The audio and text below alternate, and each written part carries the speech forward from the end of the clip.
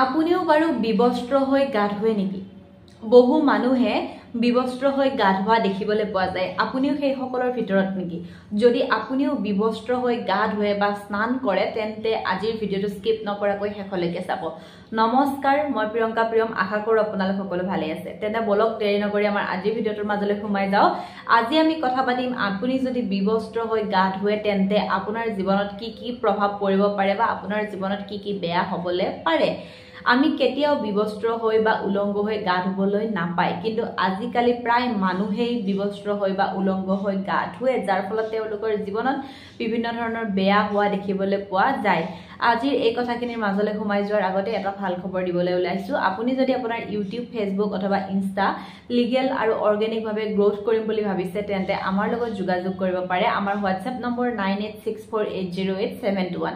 আপুনি আমাৰ পৰা legal views, legal subscriber, legal followers এই সকলোবোৰ লিগেল আৰু অৰ্গেনিকভাৱে ল'ব পাৰিব। এতিয়া বলক ভিডিঅ'টোৰ মূল কথাখিনিৰ মাজলৈ সোমাই যাওঁ।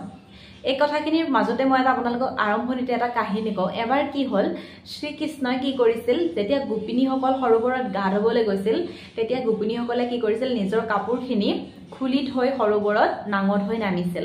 তেতিয়া শ্ৰীকৃষ্ণই কি কৰিছিল, গোপীসকলৰ কাপোৰখিনি লুকুৱাই থৈ দিছিল আৰু গোপীসকলে তেতিয়া লাজতে শ্ৰীকৃষ্ণক চিঞৰিছিল যে আমাৰ কাপোৰখিনি ঘূৰাই দিয়ক। তেতিয়া শ্ৰীকৃষ্ণই কৈছিল, তোমালোকেতো নাঙত হৈ গা ধুই আছা, কাপোৰ কিয় লাগে? তেতিয়া কৈছিল, আমি নাঙত হৈ ওপৰলৈ কেনেকৈ উঠি যাম, আমাৰতো লাজ লাগিব। তেতিয়া শ্ৰীকৃষ্ণই কৈছিল, যেতিয়া তোমালোকে নাঙত হৈ পানীত নামি আছিলা তেতিয়া কি তোমালোকৰ লাজ লগা নাছিল? তেতিয়া গোপিনীসকলে কৈছিল, আমি পানীত নামি আছো, আমাকতো কোনোৱে দেখা নাই। তেতিয়া শ্ৰীকৃষ্ণই কৈছিল, কিয় নেদেখিব, জলদেৱতাই দেখি আছে নহয় জানো? গতিকে তেতিয়া শ্ৰীকৃষ্ণই গোপীসকলক বুজাইছিল যে জলদেৱতাই তোমালোকক নাঙত অৱস্থাত দেখিলে, গতিকে কেতিয়াও আমি নাঙত হৈ গা ধুব নালাগে। এই কথাটো সেই শ্ৰীকৃষ্ণৰ দিনৰ পৰাই চলি অহা হয়, কিন্তু বৰ্তমান সময়ত এই কথাবোৰ বহু লোকে নামানে।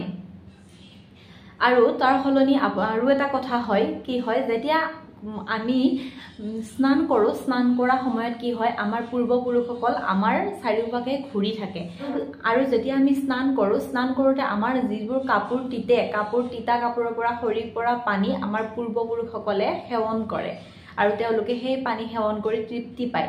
আৰু যদি আমি নাঙত হৈ গা ধুওঁ তেতিয়াহ'লে আমাৰ শৰীৰত কোনো ধৰণৰ কাপোৰ নাথাকে আৰু আমাৰ পূৰ্বপুৰুষসকলে সেই পানী খাবলৈ নাপায় বা সেৱন কৰিবলৈ নাপায়, যাৰ ফলত আমাৰ পূৰ্বপুৰুষ আমাৰ ওপৰত ক্ৰোধিত হৈ যায় আৰু আমাৰ ওপৰত এটা বেয়া প্ৰভাৱ পৰে।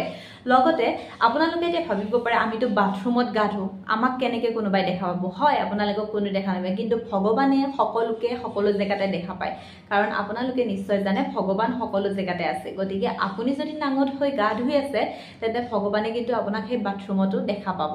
গতিকে আমি যদি নাঙত হৈ গা ধুওঁ তেতিয়া আমি জলদেৱতাক অপমান কৰা হয় আৰু আমাৰ পূৰ্বপুৰুষসকলক অপমান কৰা হয়। সেইবাবে আমি কেতিয়াও নাঙত হৈ গা ধুব নালাগে।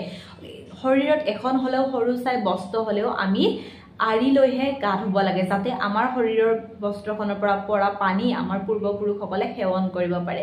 গতিকে আপুনি যদি এনেধৰণৰ ভুল কৰি আছে, এনেধৰণৰ ভুল কেতিয়াও নকৰিব আৰু কেতিয়াও বিবস্ত্ৰ হৈ গা নুধুব। সদায় বস্ত্ৰ পৰিধান কৰিহে গা ধুবলৈ আৰম্ভ কৰিব। আশা কৰোঁ ভিডিঅ'টোৰ পৰা উপকৃত হৈছে। যদি ভাল পাইছে পেজখন ফ'ল' কৰিব। আন এটি নতুন ভিডিঅ'ৰ সৈতে সোনকালে লগ পাম। তেন্তে এতিয়ালৈ লৈছোঁ বিদায়, ধন্যবাদ।